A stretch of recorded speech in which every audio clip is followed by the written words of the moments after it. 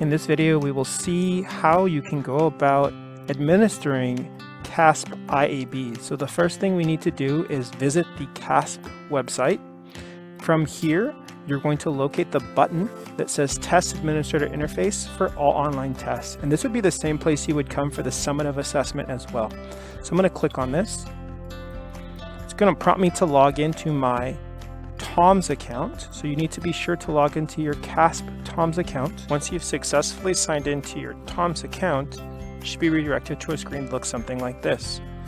From here, we're going to come to where we see Start a New Session. And from here, we are given the option that allows us to be able to select our test. I'm going to come over here to the green where it says Smarter Balanced Interim Assessments. And we're looking at the blocks. So whether you're administering an IAB, an interim assessment block, or an FIAB, a focus interim assessment block, it will all be conducted here. Go ahead and click the plus symbol to expand and select whichever grade you are operating under. And then whichever it is of the specific IAB or FIAB that you need to administer. So let's go ahead and, for the purposes of this, let's say for example we were trying to be able to administer a math grade 5, and if it were numbers and operations in base 10, you'll be given this important reminder. I'm going to go ahead and click OK. Now this has been checked, and I am given to this screen where it shows which assessment I'm selected. Now we are administering in person, so I'm going to go ahead and select that option, which is defaulted.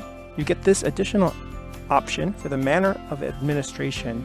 Always for benchmark assessments, be sure to click Standardize.